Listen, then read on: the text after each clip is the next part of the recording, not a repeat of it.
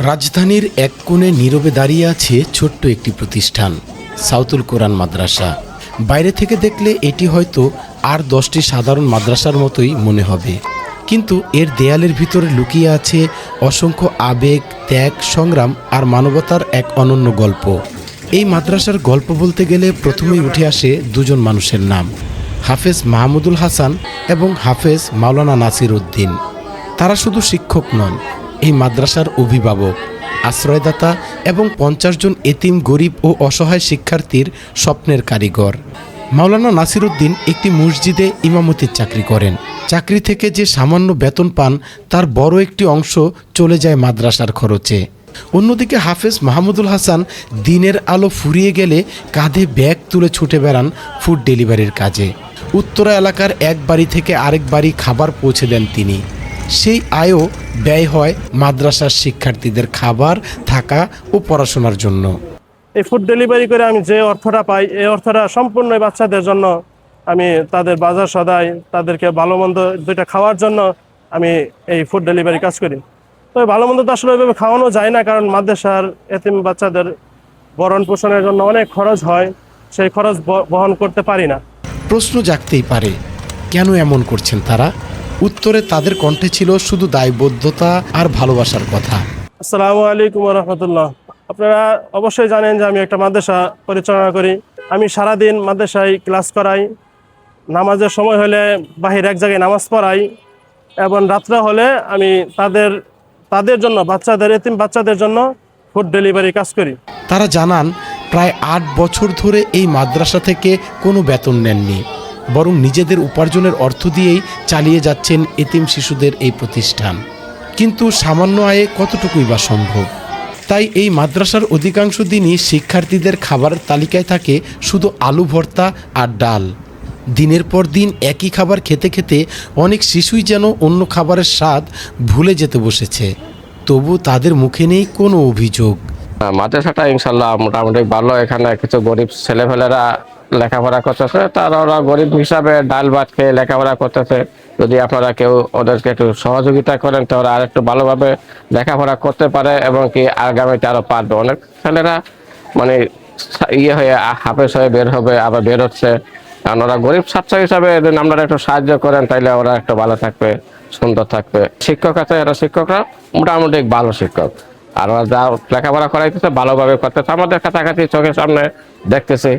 গরিব ছাত্র হিসাবে আপনারা একটু যদি সহযোগিতা করেন তাহলে ওদের একটু উপকারে আসবে। ওরা ডাল ভাত খেয়ে মোটামুটি চলতেছে।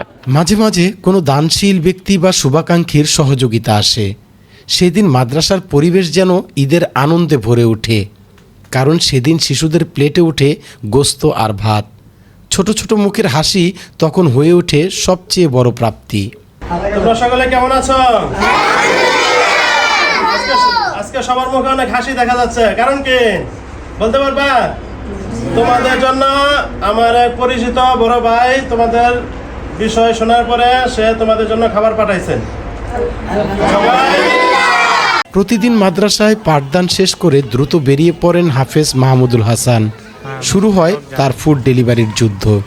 তিনি জানান তার সাইকেলের প্যাডেল থেমে গেলে হয়তো থেমে যাবে মাদ্রাসার রান্নাঘরের চুলাও। তাই ক্লান্তি, রোদ, বৃষ্টি কিংবা রাত কোনো কিছুই তাকে থামাতে পারে না। তবে এত ত্যাগের পরও আজও একটি ঘটনা 2 শিক্ষকের হৃদয়ে গভীর অপরাধবোধ হয়ে রয়ে গেছে। দীর্ঘদিনের একঘেয়ে খাবারের কারণে তারা সকালে একটি হোটেলে গিয়ে দুজন মিলে 4টি রুটি আর ডাল ভাজি খেয়েছিলেন। খাওয়া শেষ করতেই ফোন আসে, মাদ্রাসায় শিশুদের জন্য চাল ডাল কিছুই নেই। সেই মুহূর্ত যেন তাদের খাওয়া রুটি আর ডাল ভাজি বিষ হয়ে বুকের ভিতর জ্বালা ধরিয়ে দেয়। তারা মনে করতে থাকেন সেই অর্থ দিয়েও হয়তো এতিম শিশুদের জন্য কিছু খাবার কেনা যেত। একদিন আমার যিনি সাথে আছেন ওনাকে নিয়ে ফজর নামাজ আদায় করলাম। নামাজ আদায় করার পর ইচ্ছা করলাম যে ভালো কিছু খাই, বা ভালো কিছু একটু যদি খাইতাম তাহলে মনে ভালো হতো। মনে অনেক সময় তো অনেক কিছু খেতে মন চায়, কিছু করতে চায়। তাহলে ওই দিন ফজর নামাজ পড়ে আমি তাকে নিয়ে একটু ঘুরে পরে 4টা রুটি এবং একটু ডাউল ভাজি দিয়ে খাইলাম। খাওয়ার পরে কিছুক্ষণ পরে সংবাদ পেলাম যে মাদ্রাসায় কোনো ধরনের খাবার নেই। তবে আমার কাছে ওই খাবারটা এত কষ্টদায়ক লাগছিল, তা আজাব আমাকে দিচ্ছিল যে আক্ষেপ আমি আজও পর্যন্ত আমি ভুলতে পারি না। সেই দিনের সেই অপরাধবোধ আজও তারা বয়ে বেড়াচ্ছেন।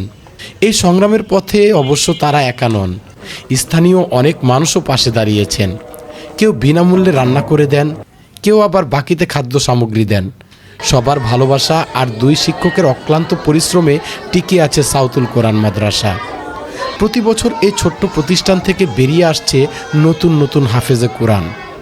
সমাজের চোখে হয়তো এটি একটি ছোট মাদ্রাসা, কিন্তু এর ভিতরে প্রতিদিন লেখা হচ্ছে ত্যাগ, মানবতা ও ভালোবাসার এক অনন্য ইতিহাস। তা আমার একটা অনুরোধ থাকবে, আমার এখানে আসেন, আমার এতিম বাচ্চাগুলো দেখেন, অসহায় বাচ্চাগুলো দেখেন, তাদেরকে দুমুঠো ভালো খাবারের ব্যবস্থা করে দেন। আমার এই একটা অনুরোধ। এবং আপনারা যারা জাকাত দিবেন তাদের কিছু অংশ জাকাত আমার এই প্রতিষ্ঠানে দেন। এতিম বাচ্চাদের সারা বছরের ভরণ পোষণ, পোশাক আদি, খরচ আদি, খাবার দাবার খুব কষ্ট হয় আমার একা বহন করতে। এবং আমার সাথে যিনি আছে উনিও খুব কষ্ট করেন এই প্রতিষ্ঠানের জন্য, প্রতিষ্ঠানের জন্য টিকে থাকে এবং কাল কিয়ামত পর্যন্ত যেন প্রতিষ্ঠানটা টিকে থাকে।